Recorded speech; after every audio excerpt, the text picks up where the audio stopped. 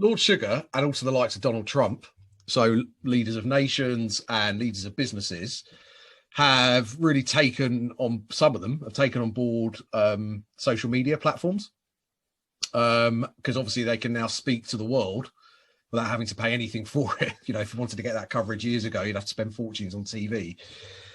How do you, is that a challenge to you if you're managing someone like Lord Sugar? Because obviously, you know, reputation's clearly important. And as you know, on social media, things can go horribly wrong overnight from just sending something which is maybe misinterpreted. And, you know, in the last year or so, obviously he's put out some stuff that people haven't liked. Do you have to rein that in? What's your involvement in that?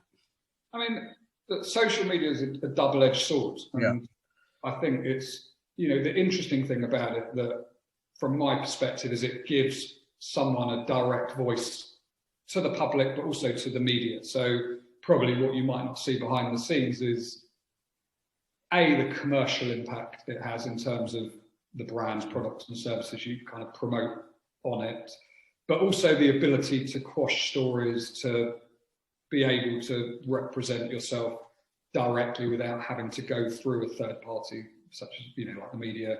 Sure. And yeah, people are opinionated, but, you know, I was looking, he did a tweet last night about a campaign that I'm involved with that, you know, completely harmless, promoting a charity, encouraging people to make a donation. And you read the comments underneath, I mean, they're just idiots. And we work in a world where the media, you know they will cover stories about controversy on social media, which is completely invented controversy, but you only need one person to tweet some criticism and then, you know, your headline is Lord Sugar slammed for controversial. And, you know, that's the sort of shit that I have to deal with. You know, so you do get involved in that, right? It's not just him and other people just, you know, flying solo with what they're doing tweet wise. And he does, he's got his own mind. So, you know, I would never control someone. I personally am not a believer that if you're, you know, running your own Twitter channel, someone else should be writing the words appearing that they come out your mouth. That doesn't work for me. And he's a grown man and he tweets what he wants when he wants. And like all of us, we've tweeted stuff that we look back on and think, probably shouldn't have done that. But, you know, that is the danger of social media. And there's always this temptation that just because you have a channel that you have to use it. And it only takes a second to do something that is spread around the world in moment when you're someone of his profile. And what about brand Trump and the way that he talks to his base on social media? If you were managing, you know, his PR, how would you manage to handle that? Yeah, I'm not sure how manageable he is. I like to think, in my sort of, I don't know, conspiracy theorist, idyllic world, that he is a lot smarter than people give him credit for. And he knows exactly what he was doing on social media. So, you know, what he will be doing is deflecting stories away from other potentially more damaging stories.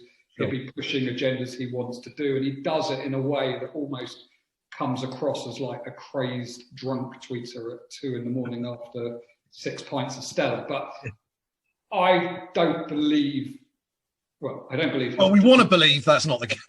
We want to believe that's. I think he knows exactly what he's doing. And, you know, he's built up an audience of 75 million or so followers. I mean, he's the first real president to lead via social media in this way, and incredibly powerful. You know, I've got a lot of admiration for the way that he does control the media, even though he's widely criticised, ridiculed at times. It's very easy, and he opens himself up to sarcasm and having the piss taken out of him.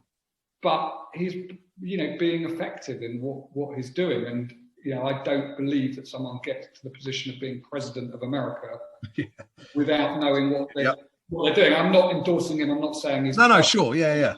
You know, but I look at it through a communications lens. And there have been moments where everyone is saying, you absolute idiot, you tool, you this, you that. And I'm thinking, you absolute genius. You just kind of swayed the news agenda completely away from the area that you wanted to, you know, you didn't want it to go down, into a direction that is just random and stupid and irrelevant as a distraction tactic.